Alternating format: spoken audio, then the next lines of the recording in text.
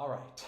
Welcome to Here's My Thing. I'm your host, Frankie Salazar, and today I've got nothing scripted for you, but we're just going to kind of freeball it because there's just something that I need to get off my chest. Now, the first thing that we're going to talk about is tipping culture.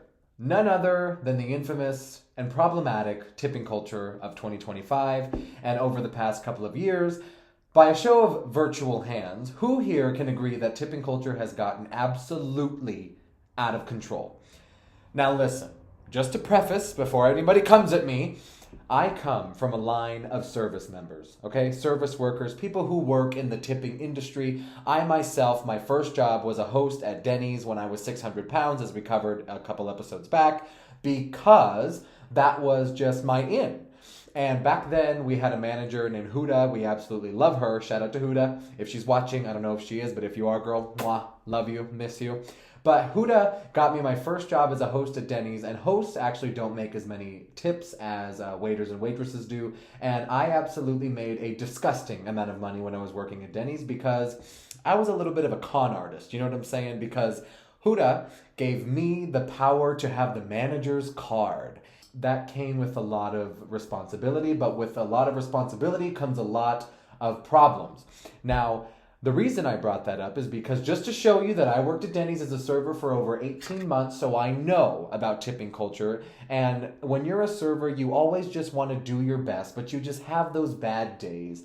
And I personally believe that 18% is the bare minimum, okay? Unless somebody, I don't know, spits in your food or just completely neglects you or just, but there's a difference. A lot of people I think are just really cheap and or poor, and you really shouldn't be going out to eat if you can't afford to tip 18% on your $5 Denny's Grand Slam, but that's just besides the point. But tipping culture has gotten absolutely insane. Now, I just want to preface this by saying that this topic was given to me as an idea from none other than my Aunt Bridget. Shout out to Bridget. I know you're watching. Love you. All the way from Texas. And she wanted me to touch on it because it's gotten absolutely insane, as I probably said about 15 times. So, tipping culture as a whole, I think is something necessary. Now, I know that there's a lot of cultures outside, in the other world, particularly in the Asian part of the world, where tipping is seen almost as a disrespect, because when you're in the service industry, it is your job to serve, and it is your employer's job to pay you an adequate wage. But I think what people fail to understand about tipping is when you average it out, you're making well over the federal minimum wage, averaging out to $20, $25, even $30 an hour, depending on how long you've been doing it. But it's gotten a little crazy as to where certain places have the audacity to ask for a tip. Now, there's a lot, it's a cloudy area when we kind of think of what tipping is or what service actually is. Because, when you go to a restaurant, a sit-down restaurant, you're expecting your waiter to have your food ordered correctly, promptly, delivered hot and fresh. They're going to make sure you have refills. They're going to make sure that your toast is to your liking. They're going to make sure your steak is cooked to your liking. They're going to check in on you, build kind of a little rapport, table touch, as they would call it in the business. Here's my beef with it. Because the absolute worst offender one time, I was at none other than a concert that The Weeknd had performed here in town, and I waited 2.5 hours with my sister in line to try to get merchandise outside. So now here I am with my sister enjoying the concert and everything, and she's like, hey, we need to get merchandise after the show. I said, of course, how could we forget that we got to see none other than Abel himself? Let's go get some memorabilia. So we're waiting outside. Rain, snow, sleet, hail, heat, whatever it is, we were going to wait outside to get our merchandise because this was a once-in-a-lifetime opportunity to see none other than The Weeknd in Vegas. So we're waiting out there, right? I'm making jokes with some people, I'm making some friends, we're talking, and I finally get up to the line. And the only things that are left are CDs and posters with his name printed on them, okay? And after I had bought this well overly priced poster and CD, these people have the audacity to turn their little iPad around and go, it's going to ask you a quick question. And I'm like, the fuck it is, because I am not going to stand here in a line myself while you're sitting on your and then you have the audacity to ask me and my sister to tip you? What service did you perform for us? It was absolutely crazy. Now, did I tip? Yes, because I'm a pushover and I can't say no to people and I'm just a very frightened person. And if you're going to look at me funny for hitting no tip, you're going to make me feel bad and I'm going to freak out and my anxiety is going to tell me that I have to tip you. So I ended up tipping them 20% because that was the minimum on their tablet. Now, that one is arguably, in my opinion, the worst. But there is something else that I want to talk about too. Here in Las Vegas, we have a frozen yogurt shop called U-Swirl. Now, I don't know if it's a Vegas specific thing, but I know that they're kind of smaller than their counterparts like Menchie's and Yogurtland. But the whole premise of frozen yogurt, okay? Like we know how like AI is taking over jobs and robots and everything. You could literally have a robot operate an entire frozen yogurt shop, in my opinion, because you do everything yourself. You walk in, you get your cup, or if you're me, you get a couple gallons cup, and you fill that to the brim, and you go about your merry way, you weigh it, you put your own toppings, you dispense your own yogurt, and these people had the audacity, after ringing me up for overly priced yogurt, to ask me if I wanted to leave them a tip. Excuse me? Why would I tip you when I was the only person that walked in, dispensed my own yogurt, got my own cup, put my own toppings, put it on the scale myself, and then paid for it? That was absolutely crazy. Now, there have been a lot of studies that have come out recently where, because back in the day, before tipping was almost seen like a mandatory thing, as a way for employers to kind of see, especially if you do it digitally, excuse me. That's another thing too, just a little side note. If you're going to tip, it's best to do it cash because then it's kind of, hidden. It's kind of tucked away. And then maybe the person that you tip might want to, split it with their friends or their coworkers or whatever. But that has to be done in their own volition. Like if you liked the person enough, you go off and you tip them yourself because you like the service that they gave you. But it's always better to do cash because not only are taxes tipped, but your employer can see how much you were tipped and try to split it with the whole crew without your permission. Even though you may have put in enough work and somebody thought, hey, I like this person so much, I'm going to give them a $20 tip on a $20 bill. Whereas, Kathy over here, who did nothing and got maybe a $1 tip, now has to split the $21 between the both of you. That's absolutely crazy. But besides that, what I want to get back at is before tipping became all electronic and all kind of like a mandatory thing, there's literally been studies that are coming out that are showing that tipping, people used to actually tip more on their own volition if the service was good. Now that you're having to tip absolutely everywhere, even when you're performing the service yourself, it's kind of leaving a bad taste in people's mouths, and now people don't want to tip at all. So I'm going to go ahead and try to find the article to put it up next to me where it said that they did a study, and people are now tipping at alarmingly low rates. Now, that just begs the question, though, because we have people, like for instance, my best friend Mason. Mason is absolutely crazy when it comes to tipping. So we already said how I believe that 18% is the bare minimum. Even if you had a mediocre or not satisfactory experience, 18, in my opinion, is the minimum. If you cannot afford that, you cannot afford to go out to eat. Mason believes that 50% is like where you started at. And he's absolutely the most grotesque tipper I've ever seen because he is just somebody that respects service so much so that he's willing to break the bank to tip these people more than adequately. So I do believe that there are two extremes that can exist, but even with the tipping culture today, it hasn't soured Mason enough to where he feels a need to tip less. But at the bare minimum, I also think that Mason believes in an 18 to 20% tip, but there also has to be kind of a balance to it. If you did not perform any kind of service, then what are you being tipped for? Now, you can argue that the barista on the inside who's going to split the tips with their workers and everything, who took it on their little iPad, are going to split it and everything, and maybe they deserve it. In my opinion, they do. But I almost feel like, even for myself, like when I would go to Dutch Bros or Starbucks or a place like that, back in the day, they used to have a tip jar, right? And that would be packed to the brim with ones and change and even fives and tens and things like that. and they would leave it at the window.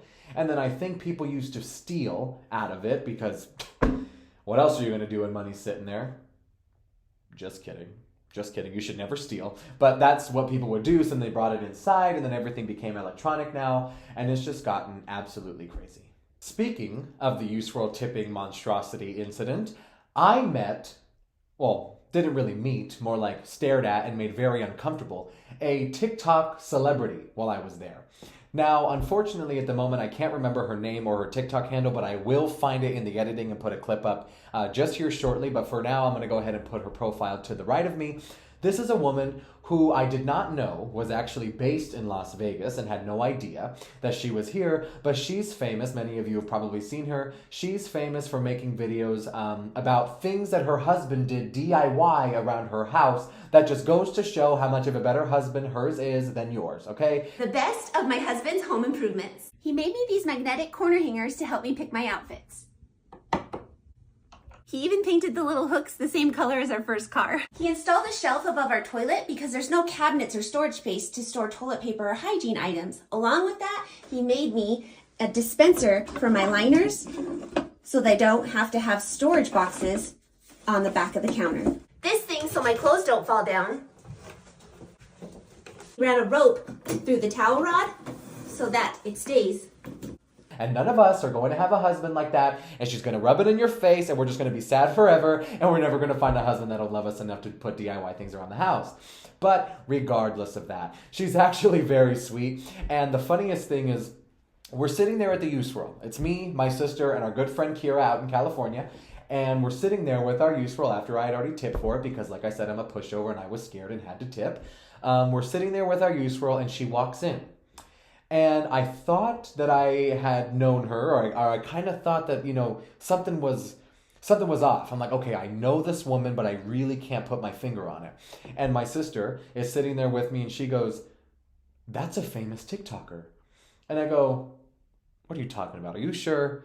And she goes, "Yeah, she's the one that's always talking about her husband doing the DIYs around the house." And I go, "She's not based in Vegas. Her house is too pretty. Like it's got this southern rustic kind of vibe to it." I was like, that's not a house that's based in Vegas. And she pulls it up. And while we're pulling it up, I'm just staring at her while she's doing her pickup order for her frozen yogurt. And she's staring at me, staring at her, staring at me, staring at her. And she's just getting more and more uncomfortable. Because I honestly feel as though she probably saw us talking about her or heard us talking about her, and it probably made her very uncomfortable. And I was too shy to actually say anything and be like, "Hey, is this your TikTok or whatever?"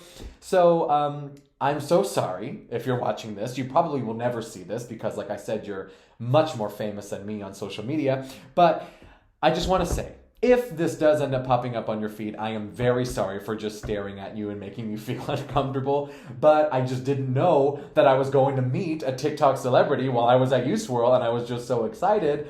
But at the end of the day, my sister pulls up her TikTok, and we see that it's her. And we're scrolling, and none other than I'm not going to say good friend. He probably doesn't even know me or remember me, but I was good friends with his girlfriend. Long story short, her son pops up on our feed because that's his mother. And for those of you who don't know, her son is named none other than Peyton Garcia. Now, Peyton Garcia and I used to go to high school together, and I was very close with his girlfriend. And Peyton Garcia, if you knew the Peyton Garcia in school, okay, he was the TikTok celebrity of our time. Okay, he did all these kind of edits and everything, and for some reason he just happened to know the algorithm, and it just hit one day, and he was getting many, many millions of views on what he probably now looks back on as cringy TikToks. And I don't blame him. We all went through our cringy TikTok phase, but then again, his videos were garnering millions of views. So how embarrassing can it be when you're actually getting millions of views on your TikToks and I'm just here being fat and smelly, and like the sad kid in high school doing these TikToks with his mom during the COVID shutdown because I had nothing better to do. My videos were not getting millions of views. They weren't even getting dozens of views, actually. And I tried to wipe them off the internet, but if any of you come across my mother's Facebook, you'll be able to find them pretty quickly. And if you do, just know that's not me. Okay, just for the record, that's not really me. um, because it's super embarrassing. But anyhow, we're scrolling there and we find out that that is none other than his mother. So now the whole family's famous. I mean, between the husband doing the cute DIYs in the house, to her, TikTok's blowing up, getting hundreds of thousands of likes, millions of views, to finding out her son is none other than Peyton Garcia, and I used to know him back in high school. Now, Peyton, I have a little bit of a bone to pick with you because we saw each other at downtown Summerlin here in town one time, and we noticed each other, but neither of us were ballsy enough to actually go ahead and say hi. Now, I don't blame you because you don't know me, but just know I do know you. And you were like the coolest guy in high school because, like I said, as the fat, smelly, ugly kid, you kind of need that validation from someone like you. So it's not really a bad thing. But just know that your mother's a celebrity, and I'm very sorry for having made her uncomfortable while she was just getting her frozen yogurt. But we scroll a little bit more and we find out that the whole family is known because Vegas is a very small town. And my sister ended up actually going to school and being on the cheer team with Peyton Garcia's sister. So now my sister is friends with Peyton's sister. I'm friends with Peyton's girlfriend, and we knew of each other. And his mother is famous on TikTok. And yeah, that was just an interesting moment. So like I said, at the end of the day, I've said it 10 times, but I am sorry.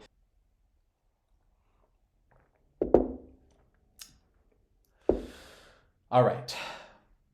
Now what else are we going to talk about? I don't know. I kind of feel like I machine gunned everything today, like between the tipping culture and meeting the celebrity. Like I am all over the place. And it's only going to get worse from here, you know? Like the more you watch this show, like it's like, why would you watch? You know what I mean? Like, I don't understand. I personally don't understand. But yeah, you're just here to see me talk some shit. Speaking of Vegas being small, like we just mentioned about how I met that U-Swirl celebrity on TikTok and everything like that, the craziest story in my personal life of Vegas being small is, so for those of you who remember in my very first episode, I made the joke about how I was a very famous actor and how I was an extra on the set of the show Hacks. Now, when I was on the set of the show Hacks, there was a guy that was there. And I won't say his name for now because I don't know how he would feel about that. But regardless, there was a guy sitting there, and as he was just interacting with people, you know, he kind of caught my eye. And we were just sitting there, and I noticed something about him. He just had this like gravitas about him. You know, he seemed like he'd been in the business for a long time. He knew what he was doing. And if he's coming across this clip, he knows who he is because we ended up somehow getting close to one another and actually speaking. And when we had exchanged socials, we found that we had had a mutual. Now, this mutual of ours, who I also won't name for privacy reasons, he used to work at this local Starbucks not too far from my house, and we actually had been friends since middle school. Now, ever since middle school, we had kind of fallen off, but I do think that we still follow each other on social media. But regardless, the guy that I met on the set of the show was telling me about how when we switched our social medias and everything, that we had a mutual who happened to be the Starbucks guy, and how they actually used to be very intimate friends. And that was just the strangest thing to me because what are the odds that I just get an email one day to be an extra on the set of this random show that they're filming at the Fontainebleau, Las Vegas, and I meet a guy whom I've never met before, and we happen to have a mutual friend that we would have probably never met together because why else would we need to know each other? He's also much more popular than me on social media as well, so it wasn't like he was going to spot me, you know, in a social media presence or anything like that. I just wonder how they came to know each other, and it was just absolutely crazy that I was just on the set of a random TV show and happened to know this guy who knew the barista at Starbucks that I knew for so long. And it just really goes to show you how small Vegas is. I mean, you bump into people that you don't even know all the time.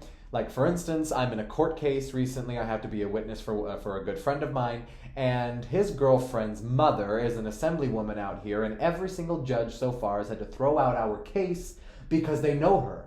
And then I'm thinking to myself, well, because your mom's a congresswoman for Nevada, wouldn't every judge know her? Like, what is going on here? Like, we're just going to walk into the courtroom and people are just going to know your mom? Like, it doesn't really make sense to me. But yeah, it's very interesting. It's an interesting dynamic for sure. But at the end of the day, tipping culture has gotten absolutely crazy. I met a TikTok celebrity and I happen to know his son, or her son. And if he ever sees this, Peyton, I would love to have you on the show. I'm just keeping it so real. It's been so long. I know you study abroad, or not abroad, but in a different state. And I would love to have you on the show. I don't care if it's virtually. I don't care if it's through Zoom or FaceTime or phone call even. I don't care. I just need you on the show because you're doing big things. And I loved your personality. I loved your ex-girlfriend. Sorry to bring her up. I don't know if it's a sensitive topic. But even though you'll never see this, you or your mom will never see this, just know I would love to have both of you on the show eventually if I was to make anything of this, as we have already covered before. And what else? Yeah, Vegas is super small, and yeah. So at the end of the day, guys, this has been Here's My Thing, starring Frankie Salazar. I hope you had as much fun as I did, even though I kind of machine gunned through everything. I don't know how I feel about this kind of unscripted stuff, because I kind of feel like I'm just rambling a little bit, but maybe it'll be a little bit more entertaining, maybe a little bit more personable, because now I'm just kind of telling stories a little bit. But as always, I would love to know your thing. Do you think tipping culture has gotten out of hand? Have you ever met a TikTok celebrity and made them feel so uncomfortable they ran out of the store because they were scared of you for just staring at them? Have you agreed that Las Vegas is very small? Or maybe you bumped into somebody abroad that maybe you just want to tell me about too. So as always, this has been Here's My Thing, and I would love to hear your thing, and I will see you in the next one.